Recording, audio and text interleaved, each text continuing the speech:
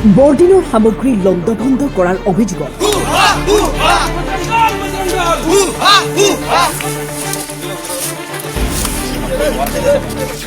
বজৰং দলৰ নেতাক গ্ৰেপ্তাৰ বিশ্ব হিন্দু পৰিষদৰ নেতা। আজি পবিত্ৰ বৰদিন সমগ্ৰ বিশ্বতেই পালন কৰা হৈছে বৰদিন, কিন্তু এই ক্ষণতে নলবাৰীত সংঘটিত হয় এক অনাকাংক্ষিত ঘটনা।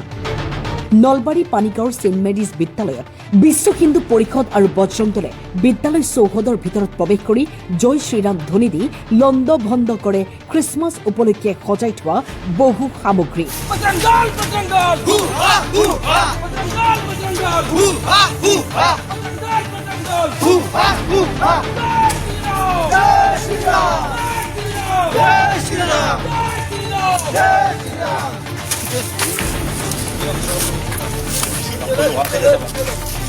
पंद्रह 20 लोग इधर गेट खोल के अंदर आया। उसी टाइम तो इधर क्रिसमस का क्रिब था, डेकोरेशन था और लाइट लगाया था, वो सब तोड़ के जला दिया। फिर उन लोग अपने से वीडियो बना के इधर से बाहर गया। वो जाने के टाइम तो गेट में पत्थर लगा के हमारा स्कूल का बोर्ड और सब कुछ फाड़ दिया।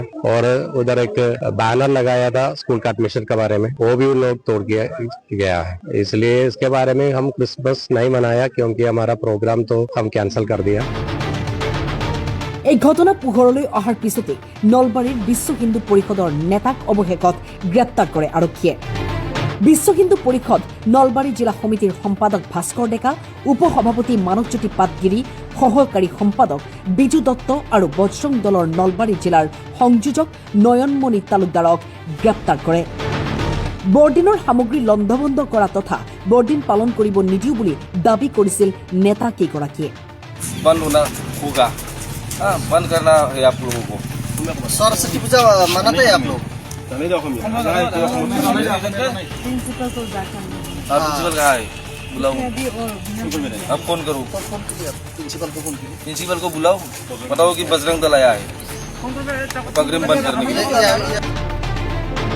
ভাৰতত বসবাস কৰা সকলোৰে নিজৰ নিজৰ ধৰ্ম পালন কৰাৰ অধিকাৰ আছে বুলি মন্তব্য কৰে আমচুৰ সভাপতি ৰেজাউল কৰিম চৰকাৰে।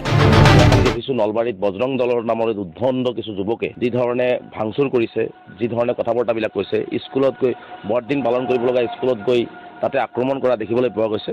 এই কাৰ্যটোক আমি তীব্ৰভাৱে নিন্দা কৰিছোঁ, গৰিহণা দিছোঁ। কাৰণ ভাৰতবৰ্ষৰ সংবিধানে আমাক নিজৰ নিজৰ ধৰ্ম কৰাৰ সকলোকে অধিকাৰ দিছে। গতিকে ইয়াত কোনেও কাৰো ধৰ্ম কৰাত বাধা আৰোপ কৰিব নোৱাৰে। কিন্তু কাৰ সাহসত এই বজৰং দলৰ নাম লৈ বজৰং দলৰ কিছু উদণ্ড ভণ্ড যুৱকে এই ধৰণৰ খ্ৰীষ্টমাছৰ সামগ্ৰী লণ্ডভণ্ড কৰিলে, স্কুলত আক্ৰমণ কৰিলে, বৰদিন পালন কৰিব নোৱাৰিলে, এই সাহস কাৰ উচতনিত পালে? এইটোহে ডাঙৰ প্ৰশ্ন। গতিকে এইটো অতি গৰিহণাৰ যোগ্য, নিন্দনীয়।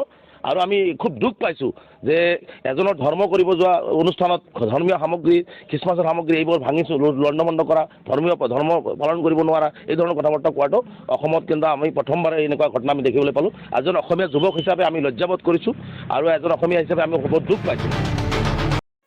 আজি এই কাণ্ডৰ কাৰণে আমি গোটেই অসমবাসী ৰাইজ বহুত দুখিত আৰু ইণ্ডিয়াত আমি সকলো উৎসৱ পালন কৰিব পাৰোঁ।